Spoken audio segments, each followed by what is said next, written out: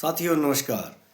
जैसा कि हिमाचल प्रदेश में अभी पंचायत चुनाव आने वाले हैं, तो सवाल ये उठता है कि बहुत सारे लोग जो हैं वो प्रधानी के पद के लिए अपनी उम्मीदवारी जताने वाले हैं और जताएंगे।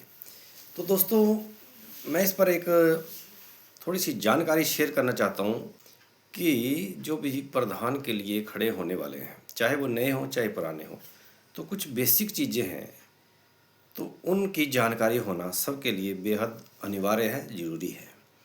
तो दोस्तों, ये एक राजनीति है और राजनीति चाहे वो अपर लेवल की हो चाहे लोअर लेवल की हो, राजनीति तो राजनीति ही होती है। तो साथियों, क्या वे बेसिक जानकारियाँ हैं जिनकी जानकारी होना एक पंचायत प्रधान उम्मीदवार के लिए बहुत ज़रूरी है।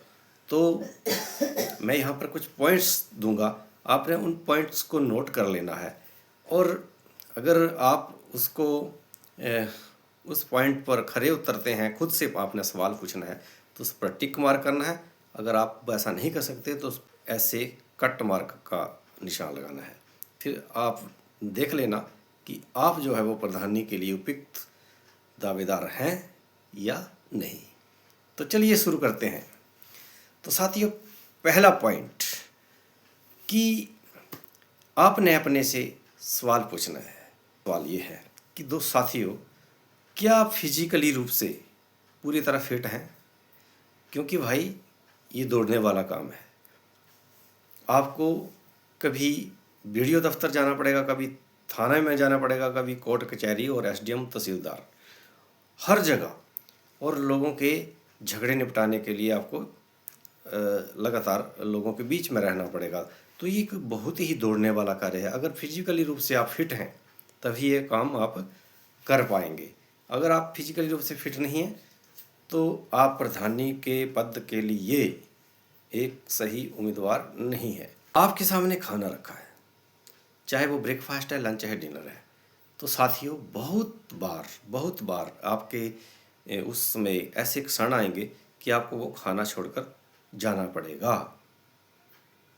आपको ऐसे फ़ोन कॉल आएंगे कि आपको तुरंत खाना छोड़कर जाना पड़ेगा। तो क्या आप खाना छोड़कर जाने के लिए ऐसा कर सकते हैं? क्या आप इसके लिए कंप्रोमाइज़ कर सकते हैं? तो इसको भी, इस पॉइंट को नोट करना। पॉइंट नंबर 3, रात को आप सोए हुए हैं, नींद में हैं। बहुत सारे बार आपको अपनी नींद को छोड़कर आपको जाना पड़ेगा अगर आप एक प्रधान बन गए तो क्या आप नींद को छोड़कर, अपने आराम को छोड़कर जाने के लिए तैयार हैं? मैक्सिमम बार अगर तैयार हैं तो आप एक सही उम्मीदवार हैं। अगर नहीं तैयार हैं तो प्रधानी आपके लिए नहीं है। आप मेंटली कितने प्रिपेयर हैं, सबसे बड़ी बात, क्योंकि आप इलाके के प्रधान हैं और आप पर बहुत गंभीर आरोप लगने वाले हैं, ये तय मानकर चलिए। तो क्या आप उन आरोपों को झेलने के लिए मेंटली रूप से तैयार हैं?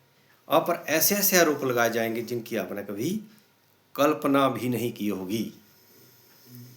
तो क्या आप उस समय इतने मेंटली रूप से प्रिपेयर हैं कि आप उन चीज़ों का सामना कर पाएंगे?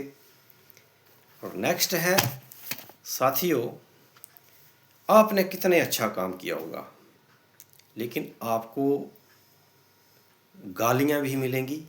लोग आपके बारे में भला बुरा कहेंगे, आपकी पीठ के पीछे कहेंगे, आपको सुनने को आएगा कि वहाँ आपको ऐसा कह रहे थे, आपको ऐसा कह रहे थे, आपको गालियाँ दे रहे थे, जो तो क्या आप गालियाँ खाने को तैयार हैं?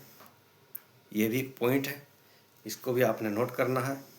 और अगर आप इन पॉइंट्स को का सामना करने के लिए तैयार हैं तो आपको बेसिक रूप से आप एक प्रधान की उम्मीदवारी के लिए आप खड़े हो सकते हैं, अन्यथा ये क्षेत्र आपके लिए नहीं है। तो बाकी विकास और बाकी जो प्रधानों के कार्य होते हैं वो एक अलग विषय है, उस पर एक अलग वीडियो बनेगी।